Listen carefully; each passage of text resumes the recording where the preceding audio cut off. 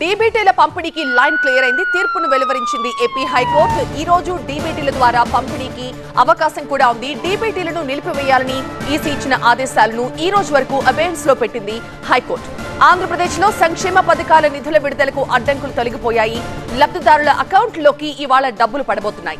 Input subsidy, Vidya Deevena, ఆసరా, చేయూత, EPC నేస్తం కింద ఆగిపోయిన సంక్షేమ పథకాల నిధులు ఇవాళ విడుదల కాబోతున్నాయి. టీడీపీ ఫిర్యాదులతో ఎన్నికల సంఘం ఈ నిధుల విడుదలను అడ్డుకుంది. రాష్ట్ర ప్రభుత్వం హైకోర్టును ఆశ్రయించడంతో ధర్మాసనం ఈ నిధుల విడుదలకు గ్రీన్ సిగ్నల్ ఇచ్చింది. అయితే 11 నుంచి 13వ తేదీ వరకు మాత్రం నిధులు విడుదల చేయరాదని హైకోర్టు ఆదేశించింది. హైకోర్టు ఆదేశాలతో లబ్ధిదారులకు సంక్షేమ పథకాల నిధులు ఇవాళ అకౌంట్లో పడతాయి.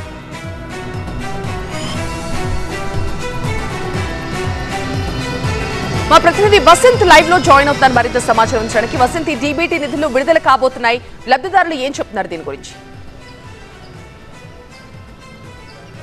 సో ప్రస్తుతం డీబీటీలకు సంబంధించి లైన్ క్లియర్ అయినట్టుగానే మనం భావించాల్సిన హైకోర్టు కూడా తన తీర్పును వెలువరించింది. దాదాపుగా 1,20,00,000 మందికి పైగా లబ్ధిదారులకు ఈ డీబీటీల ద్వారా లబ్ధి కలగబోతోంది. అయితే హైకోర్టు మాత్రం తీర్పులో చాలా స్పష్టంగా చెప్పింది, ఏదైతే లబ్ధిదారులకు బెనిఫిషరీలకు ప్రధానంగా డీబీటీల ద్వారా ఈ పథకాలకు సంబంధించిన నిధులు జరుగుతాయో అవి ఎక్కడా కూడా మాట్లాడొద్దు, ప్రచారం చేయొద్దు, అందుకు సంబంధించిన క్యాంపెయిన్ ఎక్కడా కూడా చేయొద్దు అంటూ కూడా చాలా స్పష్టంగా గైడ్లైన్స్లో కూడా ఇచ్చినటువంటి తీర్పులో కూడా వెలువరించింది. ఇక మరోది ప్రధానమైనటువంటి అంశం, ఎన్నికల కమిషన్ ఇచ్చినటువంటి ఏవైతే కొన్ని సూచనలు ఉన్నాయో, అంటే ఈ డీబీటీలకు సంబంధించి పంపిణీ చేయొద్దు అనేటటువంటి ఆదేశాలు ఇచ్చిందో వాటిని ఈరోజు సాయంత్రం వరకు కూడా అబెయన్స్లో పెట్టింది. అంటే రాష్ట్ర ప్రభుత్వం తన డీబీటీల ద్వారా ఇటు విద్యా దీవెన కావచ్చు, చేయూత, ఆసరాతో పాటుగా ఇన్పుట్ సబ్సిడీలకు సంబంధించినటువంటి నిధులు ఏవైతే ఉన్నాయో వీటన్నిటినీ కూడా ఈరోజు సాయంత్రంలోపే వారి ఖాతాలో జమ చేయవలసి ఉంటుంది.